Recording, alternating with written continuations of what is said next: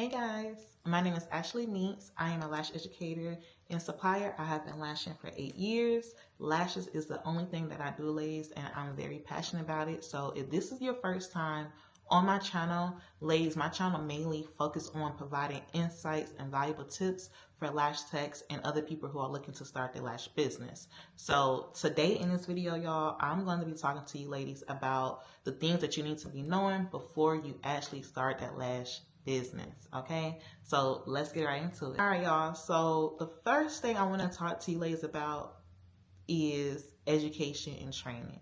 When it comes to getting in the lash industry or anything like that, getting the proper education as a lash tech is very important because it can really make or break yourself as a lash tech, especially if you are just now starting out. So if you don't get the proper education, you are going to still be struggling and you're going to have to reinvest more money into another training or into a mentor so that you can get the proper help or education that you are looking for when you are just now starting out. So ladies, when I first got started, I did not get the proper training and I literally was struggling until I actually practice and self-educate myself on a lot of things. So education and training, y'all, is very important. I need y'all to understand, if you are a beginner, make sure y'all do y'all research on who to go to, on who's going to, what you're going to learn in the classes and what are you going to get out of the class and things like that. Okay, so when you are enrolled into my training, I give all my students a detailed lash apply kit.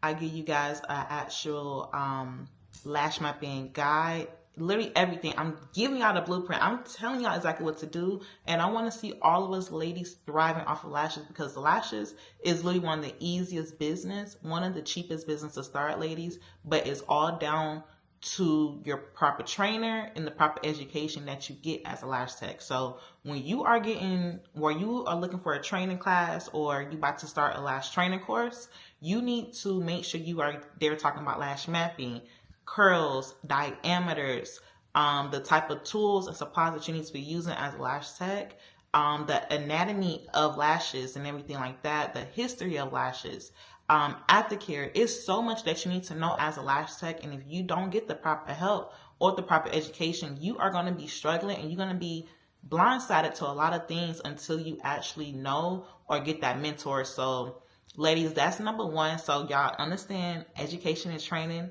is very important. All right, ladies, so the second tip that I want to give y'all on starting your lash business is getting the right tools and supplies is key. So I kind of went over that briefly in the first tip, but I'm going to go head on in this tip. So when it comes to getting your right supplies and tools and everything, quality lash supplies matters. And if you are currently a lash tech and you are struggling, 9 times out of 10, it's because of your supplies. So y'all, when I tell you, ladies, if your tweezers are bending, your tweezers have a space or a gap in them, or you're not able to grip the lashes, throw those tweezers away and re-up on some new ones, some quality tweezers. When it comes to lashes, now quality lashes is very key as well, because don't nobody want any hard, stiff lashes. You want to make sure your lashes are natural and soft, and you know they are mink. So you want to make sure they are very soft and it's not going to be hard and stiff. Also, when it comes to your glue, if that glue is trash, those lashes are not going to lash and your retention is definitely going to suck. Okay, so if you are using a slow drying glue, I need you ladies to go ahead and reinvest into a fast drying glue. Whether you're a beginner or whether you're experienced, all lash techs, we all need to be using fast drying glue. I don't care if you just got started in the lash industry or not. Fast drying glue is going to bring down your time as a lash tech.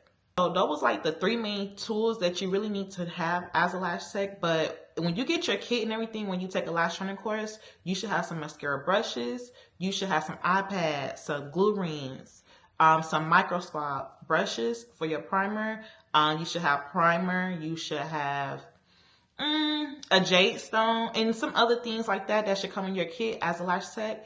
And also a mannequin head with practice eyes. I don't recommend anyone doing the mannequin head with the where you have to apply the strip or anything like that. I don't recommend that for no lash tech, because that's very tedious and it's not going to give you the proper training that you are going to be looking for when you start practicing on a real person. So a place where you guys can get lash trays and tweezers from is my website, Meets/brand. And once you guys become a student, you do receive a student discount on your lash trays and tweezers as well. I will be also dropping my glue soon, so you guys can also purchase your glue and everything like that from me as well. So that's just a couple tips that I want to give you ladies when it comes to tools and supplies. All right, y'all, so the third thing that I want to talk to you ladies about is setting up your lash business. Now, before you start with the LLC and the EIN, everything like that, ladies, you gotta have clients coming to you. So once you have at least 3 to 5 clients coming back to you consistently every 2 to 3 weeks, that is when you go ahead and make your LLC and your EIN. Do not do that before you start your lash business or anything like that, ladies, because you're going to be paying taxes on it. And if you're not making money as a lash tech, that's just going to be money wasted, until your business actually grows. So once you have clientele coming back to you and everything, that is when you go ahead and make your LLC and your EIN, because now you are generating income for your business. So it's really not going to be necessary for you to make an LLC or anything if, one, you're not going to be really using it because you don't have any clients, and then 2, you're going to be wasting money on taxes and things like that if you're not really have any people coming to you for real. So that's number 1. Also, when setting up your lash business, ladies, think about where you're going to be doing lashes at.